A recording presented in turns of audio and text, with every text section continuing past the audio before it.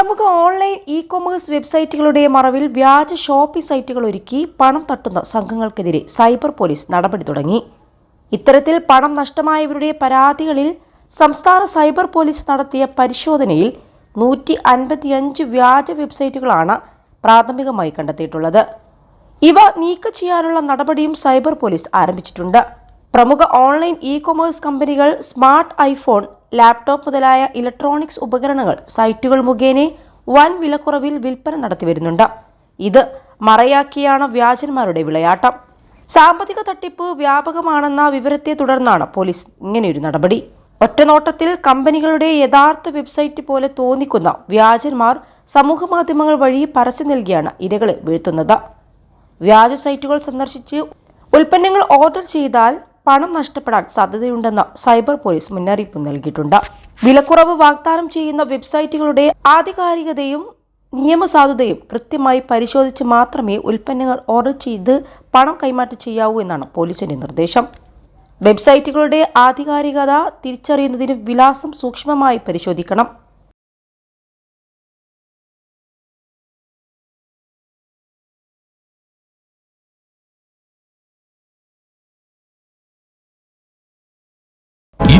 ലക്ഷത്തോളം സന്തുഷ്ടരായ ഉപഭോക്താക്കളും 2 ലക്ഷത്തോളം തിമിര ശസ്ത്രക്രിയകളും പൂർത്തിയാക്കിയ മലബാറിലെ ഏക കണ്ണാശുപത്രി Al Salama eye hospital, hospital road, Perinthalmanna. തട്ടിപ്പിന് ഇരയാണെന്ന് ബോധ്യപ്പെട്ടാൽ ഉടൻ 1930 എന്ന നമ്പറിൽ പരാതി അറിയിക്കണം. പണം നഷ്ടപ്പെട്ട് 1 മണിക്കൂറിനകം ഈ നമ്പറിൽ പരാതി ലഭിച്ചാൽ തുക തിരിച്ചു പിടിക്കാനുള്ള സാധ്യത കൂടുതലാണെന്ന് പോലീസ് പറയുന്നുണ്ട്. സമാനമായി ഓൺലൈൻ ട്രേഡിംഗും അതീവ ശ്രദ്ധയോടെ വേണം കൈകാര്യം ചെയ്യാനും. ഓൺലൈൻ ട്രേഡിംഗ് മറയാക്കി സൈബർ ലോകത്ത് തട്ടിപ്പു സംഘം വാഴ്ച നടത്തുന്നുണ്ട്. ഇത്തരം സാമ്പത്തിക തട്ടിപ്പിന് ഇരയായി പലർക്കും നഷ്ടമായത് ലക്ഷങ്ങളാണ്.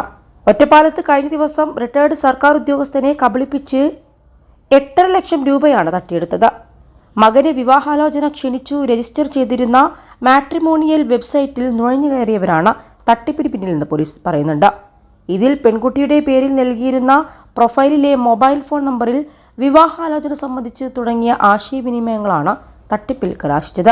ട്രേഡിംഗ് ആപ്പിൽ പണം നിക്ഷേപിച്ചാൽ മികച്ച ലാഭം ലഭിക്കുമെന്ന വാഗ്ദാനം വിശ്വസിച്ച് കഴിഞ്ഞ 2-ന് ആദ്യം 40,000 രൂപ ബാങ്ക് അക്കൗണ്ട് വഴി അദ്ദേഹം നൽകി. ലാഭവിഹിതം എന്ന നിലയിൽ അന്നു തന്നെ 6,000 രൂപ അക്കൗണ്ടിലേക്ക് തിരിച്ച് നിക്ഷേപിച്ച് തട്ടിപ്പുകാർ വിശ്വാസം ഉറപ്പിച്ചു.